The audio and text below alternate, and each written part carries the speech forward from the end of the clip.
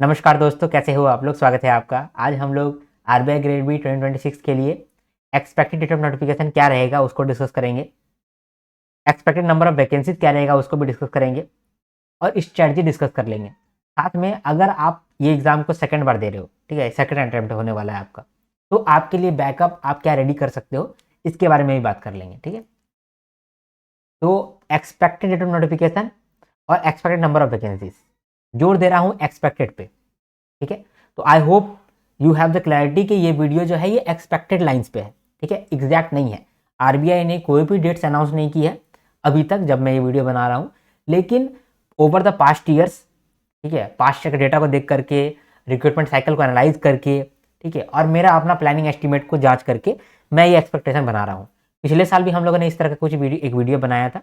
वो वीडियो बहुत एक्यूरेट था, नियर टू एक्यूरेट था, 95% वो करेक्ट था। वो वीडियो का मैं लिंक दे दूंगा, आप जा करके चेक कर लेना। ठीक है, लेकिन यहाँ पर हम लोग इस साल का बात कर रहे हैं उसी लाइंस पे कि नोटिफिकेशन कब तक आ सकता है, ताकि आपको एक आइडिया हो सके कि फेज 1 का एग्जाम कब होने वाला है, वैकेंसीज कितना आ सकता है।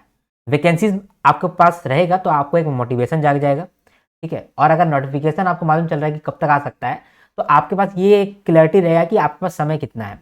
जितना भी समय है आपके पास, उसी आधार पर अपना प्लानिंग आप बनाओगे, उसी आधार पर अपना स्ट्रैटेजी बनाओगे, क्योंकि प्लानिंग और स्ट्रैटेजी बहुत जरूरी होता है। और आपको पहले मालूम होना चाहिए कि आपके पास कितना समय है, जिस आधार पे आप अपना प्लानिंग डिसाइड करोगे, अपना स्ट्रैटेजी बनाओगे, उस पर फिर एग्जीक्यूट करोगे। ठीक है, डन। ठीक है, तो जब हम लोग बात करेंगे ना नोटिफिकेशन कब आएगा, उसका वैकेंसी कितना रहेगा, तो आपके दिमाग में एक आएगा आइडिया कि स्ट्रैटेजी क्या रहना चाहिए, कितना समय बचा हुआ है, क्या स्ट्रैटेजी रहना चाहिए। तो एक ओवरव्यू में स्ट्रैटेजी आपके पास साथ डिस्कस कर दूंगा। ठीक है, इसके बाद अगले वीडियो में थोड़ा डिटेल्ड स्ट्रैटेजी लेकर के आऊँगा, जहाँ पर आपको क्लियरली मैं समझाऊंगा कि हर एक सब्जेक्ट को कैसे टैकल करना है। ठीक है, और अभी अगर मान लो कि कोई सेकंड बार एग्जाम दे रहे हैं, तो उनके पास थोड़ा सा अपने पास समय रहता है। ठीक है, तो उस केस में मैं आपके लिए क्या बैकअप सही रहेगा उसके बारे में डिस्कस कर लूंगा। ठीक है, स्टार्ट करते हैं। तो कोई भी ऑफिशियल डेट या फिर वैकेंसीज अभी तक अनाउंस नहीं किए गए हैं आरबीआई के द्वारा। जो भी टाइमलाइन यहाँ डिस्कस होंगे या फिर वैकेंसी एक्सपेक्टेशन यहाँ पर डिस्कस होंगे, ये पास्ट ईयर ट्रेंड के हिसाब से है, रिक्रूटमेंट साइकिल एनालिसिस के हिसाब से है, और प्लानिंग एस्टिमेट के हिसाब से है।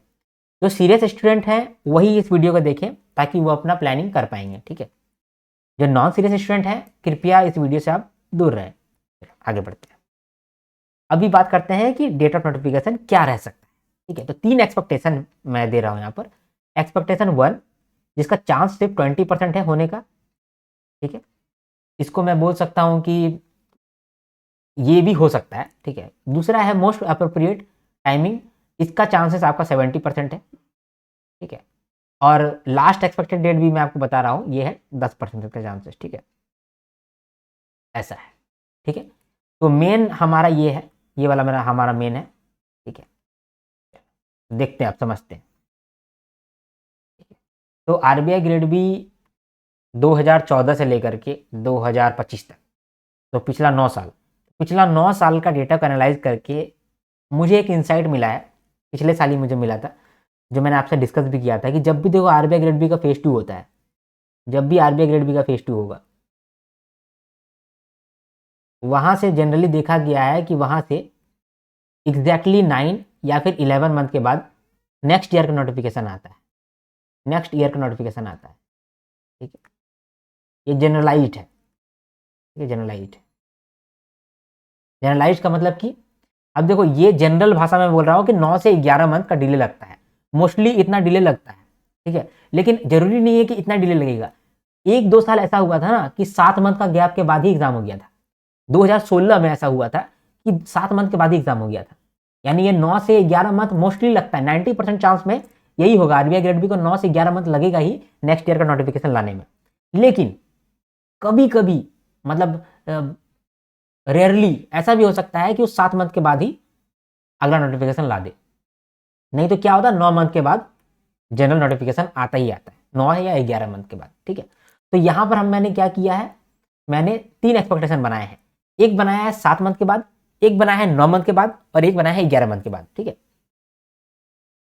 तो रियलिस्टिकली अगर देखा जाए तो आपका एग्जाम जो है वो आपका नोटिफिकेशन जो है वो अगस्त से लेकर सितंबर के बीच में आ जाएगा, और अक्टूबर में आपका फेज 1 हो जाएगा। ये है मोस्ट अप्रोप्रिएट।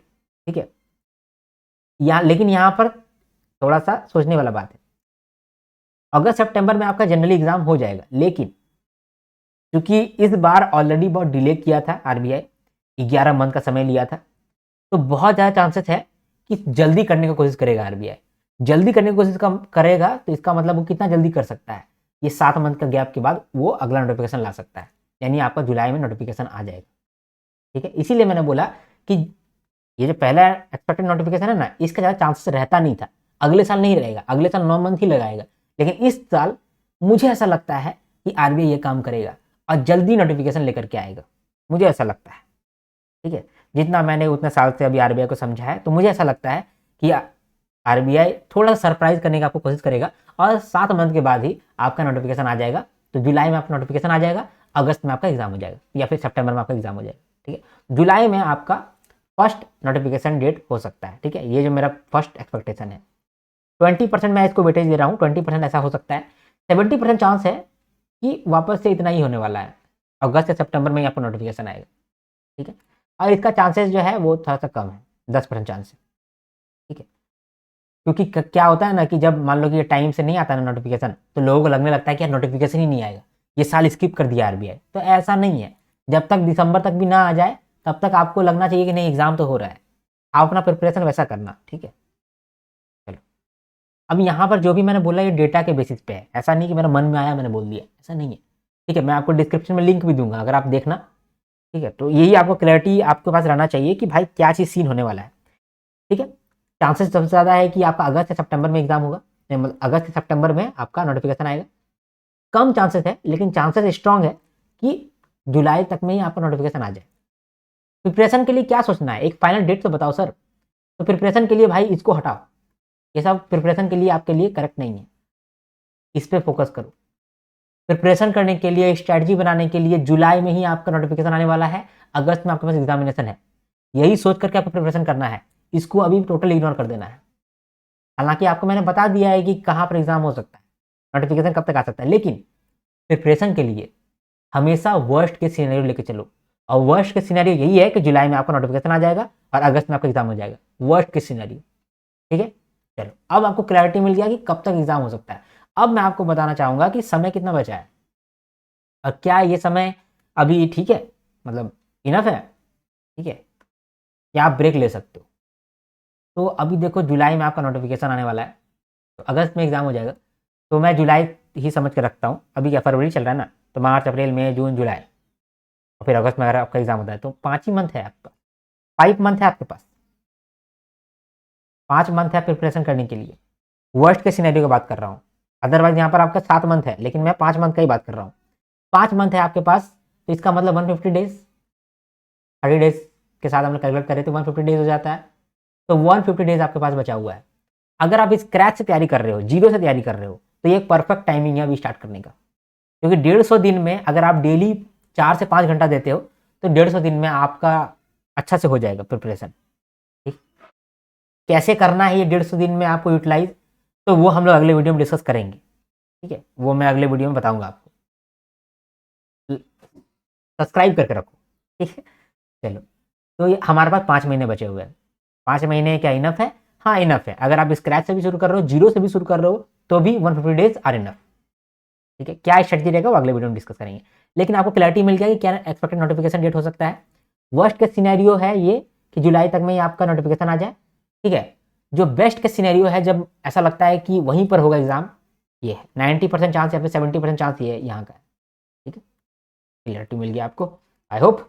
चलो आगे बढ़ते हैं, अब बात करते हैं हम लोग expected number of vacancies, vacancies कितना रह सकता है।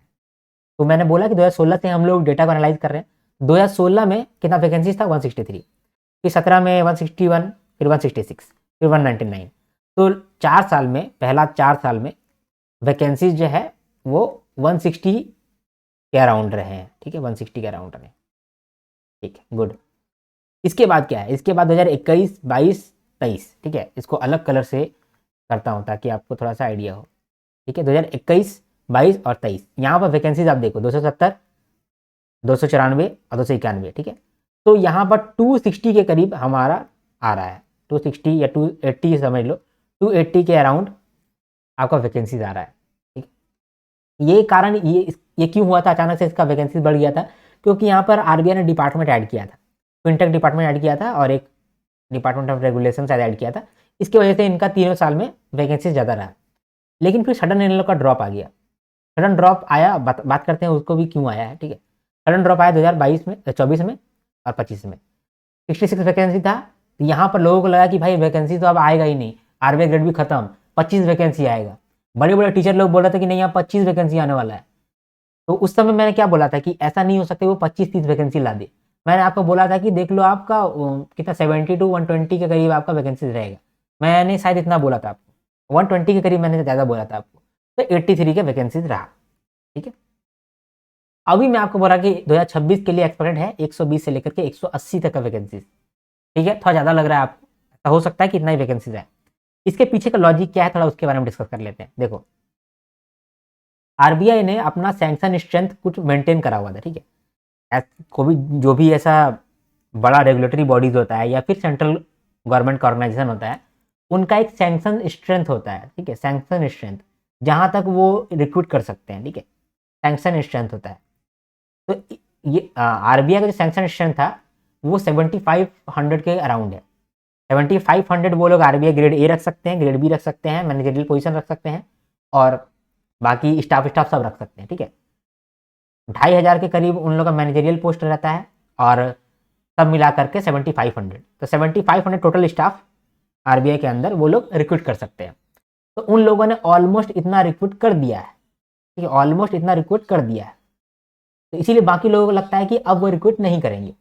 लेकिन मेरे हिसाब से मैं आपको बताता हूँ कि जितना मेरा एनालिसिस है वो क्या कहता है कि ये जो सैंक्शन स्ट्रेंथ ब्रीच हो रहा है या फिर मान लो कि सैचुरेटेड हो गया है, तो उसके बाद ऐसा नहीं होगा कि आरबीआई अब रखेगा नहीं इंसान को। आरबीआई को ज़रूरत है, हमारा financial sector, banking sector boom पे है। वो कभी ऐसा नहीं कर सकता है कि सैंक्शन स्ट्रेंथ जितना अभी बना हुआ है वही रख देगा, क्योंकि सैंक्शन स्ट्रेंथ बहुत पुराना हो चुका है। इसको अपडेट किया जाएगा, सैंक्शन स्ट्रेंथ को अपडेट किया जाएगा, लेकिन अपडेट तुरंत होता नहीं है, ठीक है। ऐसा नहीं होता है कि आज हम कॉल कर दिए और कल हो गया। आज आरबीआई गवर्नर कॉल कर दिया कि अभी हमको अपडेट करना है, ये 7500 को हम लोग को बनाना है 15,000, ठीक है। ऐसा नहीं हो सकता है तुरंत, इसके लिए समय लगता है। तो उसके लिए समय ही ये लोग ले रहा है। 2024 भी लेगा, 25 भी लेगा, हो सकता है 26 भी ले। लेकिन आप देखो कि 2027 से फिर वैकेंसी ठीक ठाक आने लगेगा, ठीक है, आने लगेगा। तो इसीलिए मैं बोल रहा हूँ कि ठीक है, अभी थोड़ा सा ड्रॉप हो सकता है, तो आपको दिख सकता है कि 100 या फिर 150 का वैकेंसीज आपको दिखे, ठीक है। समझ में नहीं आया, ज़्यादा टेक्निकल हो गया, तो आप इतना ध्यान रखो 120 से लेकर के 180 तक का वैकेंसीज आप देख सकते हो, या फिर पीरियड बोलूँ तो 120 ही देख सकते हो, ठीक है। 120 से 180 के बीच में आपका वैकेंसीज रह सकता है। ये एक्सपेक्टेशन के हिसाब से है, मैंने जिस तरह से बताया आपको, जितना मैंने एनालाइज किया है आरबीआई ग्रेड बी को, आरबीआई के अंदर जो भी डेटा है उसको समझा है, उस बेसिस पर मैंने आपको ये आइडिया दिया है। मोस्टली ये एक्यूरेट हो जाता है, ठीक है, क्योंकि डेटा कभी झूठ नहीं बोलता है दोस्त।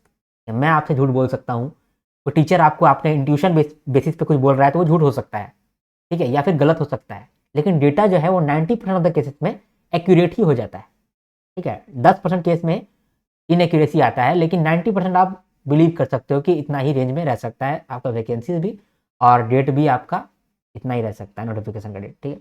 चलो, अभी मैं आपको बताता हूँ स्ट्रैटेजी क्या रहना चाहिए कोई सीरियस एस्पिरेंट का, ठीक है। सबसे पहले अगर आपको एग्जाम को क्लियर करना है तो पहले समझो कि रिक्वायरमेंट क्या है, क्या चीज चाहता है आरबीआई आपसे, क्या चाहता है, आपके अंदर वो कौन कौन सा गुण होना चाहिए, वो गुण को आप ले आओ, आप ऑटोमेटिकली क्लियर कर लोगे एग्जाम को, ठीक है। तो understand the requirement and clear the exam, as simple as that, ठीक है। इसके बीच में आता है आपका एक सॉलिड प्लान, दूसरा सॉलिड एग्जीक्यूशन, ठीक है। मोस्टली लोग क्या करते हैं, या तो सॉलिड प्लान बना लेते हैं, एग्जीक्यूट नहीं कर पाते हैं, या तो सॉलिड एग्जीक्यूट करना जानते हैं, प्लान बनाने नहीं आता है। कुछ कुछ ऐसे लोग होंगे जो कि मान लो खाली प्लानिंग पे ही दिमाग लगाएंगे, स्ट्रैटेजी पर काम नहीं करेंगे। कुछ लोग ऐसे होंगे जब मान लो कि खाली पढ़ाई कर रहे हैं, उनके पास प्लान कुछ है ही नहीं, ठीक है। तो याद रखना, जिनके पास प्लान कुछ नहीं है वो भी सही डायरेक्शन में नहीं है, और जिनके पास सिर्फ प्लान ही है वो भी सही डायरेक्शन में नहीं है, ठीक है। तो आपको सॉलिड प्लान बनाना पड़ेगा और उस पर आपको एग्जीक्यूट करना पड़ेगा। कुछ चीज जो आप लोग इग्नोर कर दोगे, मैं चाहता हूं कि आप इग्नोर ना करो अगर आप इस वीडियो के अंदर आए हैं। क्या क्या चीज मैं इग्नोर नहीं करना चाहता हूं, आप इग्नोर नहीं करना। कॉमन मिस्टेक्स, कॉमन मिस्टेक्स को अवॉइड करो। इन एनी केस आप कॉमन मिस्टेक्स आइडेंटिफाई करो। आप कोई सा भी कॉम्पिटेटिव एग्जाम का तैयारी कर रहे हो, उसमें से कुछ कॉमन मिस्टेक्स रहते ही हैं। सबसे पहले उनको देख लो और उनको दोहराना नहीं, ठीक है। कोई रीज़न ही है कि 99.99% लोग फेल हो जाते हैं, कुछ रीज़न ही तो है, और कुछ रीज़न ही है जो 0.01% सेलेक्ट हो जाते हैं। हाँ, इसमें लक का भी एक फैक्टर है, ऐसा नहीं बोल रहा लक का फैक्टर नहीं है, लेकिन कुछ तो ऐसा मिस्टेक है जो कि सब कर रहे हैं, जो आपको नहीं करना है, ये आपको आइडेंटिफाई करना पड़ेगा। तो सबसे पहला काम आपका ये है कि at least know what is common mistakes, फिर अब उसको अवॉइड करो। दूसरा, कंसिस्टेंसी मेंटेन करो, ठीक है। हो सकता है कि अभी आपको बहुत मोटिवेशन आ जाए ये वीडियो देखने के बाद, या फिर आपको पहले से ही मोटिवेशन है तभी आप ये वीडियो देख रहे हैं। कुछ समय के बाद जब आप प्रिपरेशन चालू करोगे, कुछ समय के बाद ये सब बोरिंग हो जाएगा, आप तैयारी करना नहीं चाहोगे, ठीक है। तभी आपको कंसिस्टेंसी मेंटेन करना है। और तीसरा, पेशेंस रखना है, ठीक है। जैसे मैंने आपको यहाँ पर बता दिया कि क्या नोटिफिकेशन डेट हो सकता है। मोस्टली क्या होगा, टीचर लोग क्या बोलेंगे मैं आपको बताता हूँ। टीचर लोग बोलेंगे कि अभी आपका मई मंथ में ही नोटिफिकेशन आने वाला है, ठीक है। कुछ बोलेंगे कि अप्रैल मंथ में ही नोटिफिकेशन आने वाला है, ठीक है। ये वीडियो आपका यूट्यूब पे चलता ही रहेगा, ठीक है। कोई बोलेंगे कि जून में आने वाला है, ठीक है। कोई बोलेंगे जुलाई में आने वाला है, कोई बोलेंगे अगस्त में आने वाला है, ठीक है। एक न एक मोमेंट में आपको लगेगा कि यार नोटिफिकेशन नहीं आ रहा है, तब हमें बेवकूफ़ बना रहे हैं, ठीक है। ऐसा आपको लगेगा, तभी क्या होगा, आपका पेशेंस लूज होने लगेगा, ठीक है। आपका पेशेंस लूज होने लगेगा, आपको पढ़ने का मन नहीं करेगा, आपको अनसर्टेनिटी घेरेगा कि भाई एग्जाम होगा भी कि नहीं होगा, इतना कम वैकेंसी के लिए हम कितना खून पसीने का मेहनत करें। जो वर्किंग कैंडिडेट होंगे उनको लगेगा भाई हम काम करके आते हैं, कितना पढ़ाई करते रहें, होगा भी कि नहीं होगा, चांसेस तो बहुत कम है। इसीलिए मैंने आपको बताया कि क्या आपका 3 डेट है एक्सपेक्टेड डेट, ठीक है। उस आधार पे आप अपना पेशेंस बिल्ड रखोगे, होप नहीं छोड़ोगे, ठीक है। तभी ये चीज़ पॉसिबल हो सकता है। बहुत डिफिकल्ट नहीं है, ठीक है, बहुत डिफिकल्ट नहीं है, लेकिन अप्रोच और स्ट्रैटेजी का डिफरेंस है, कॉमन मिस्टेक का भी डिफरेंस, याद रखिएगा इसको। Backup for the exam, RBI grade B का जो बेस्ट बैकअप है वो नाबार्ड ग्रेड है। कैसे है बताता हूँ अभी आपको, ठीक है। सबसे पहले आरबीआई ग्रेड बी में फेज 1 में क्या पूछते हैं, फेज 2 में क्या पूछते हैं, ये जान लिया आपने। अभी हम लोग और डीप डाउन करते हैं, ठीक है। क्वांट्स, आरबीआई ग्रेड बी में जो क्वांट्स है उसके सामने ये क्वांट्स कुछ भी नहीं है। समझ लो कि आरबीआई ग्रेड बी का क्वांट्स अगर मान लो कि 100 है, तो नाबार्ड ग्रेड ए का काउंट्स बस 10 होगा, 10 मात्र, ठीक है। वैसा ही रीजनिंग है, वैसा ही इंग्लिश है, ठीक है। तो क्वांट्स, रीजनिंग और English easy than RBI grade B, ठीक है। मैं इजी लिख रहा हूँ इसको, ठीक है। इजी भी नहीं बोलना चाहिए, वेरी इजी बोलना चाहिए, क्योंकि हम लोग आरबीआई ग्रेड बी के साथ कंपेयर कर रहे हैं, ठीक है। तो यहाँ पर हम लोग बोलेंगे वेरी इजी। रीजनिंग में भी मैं बोलूँगा इसको वेरी इजी, ठीक है। और इंग्लिश के लिए भी मैं बोलूँगा वेरी इजी। चलो अब एक बात बोलना भूल गया। जो मान लो कि पहली बार एग्जाम का तैयारी कर रहे हैं, या फिर मान लो कि पहली बार आरबीआई की तैयारी कर रहे हो, तो फिर आप नाबार्ड में नहीं जाना।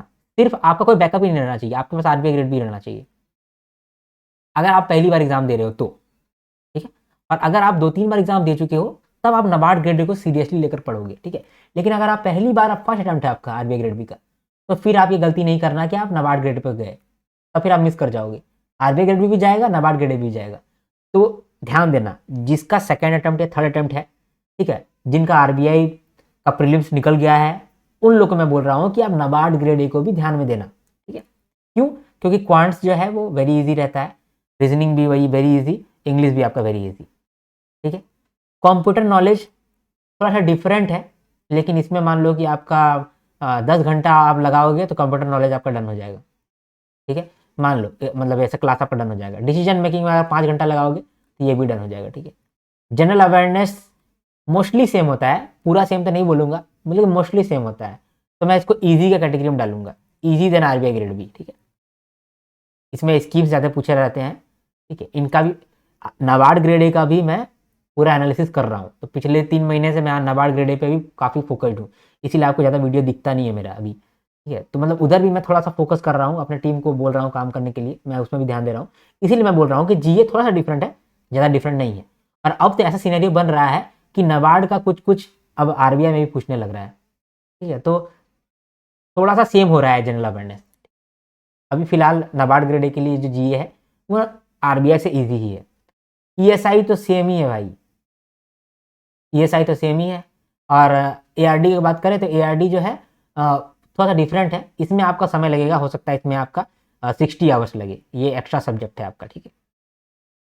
तो हाँ, ये तो हो गया फेज़ 1।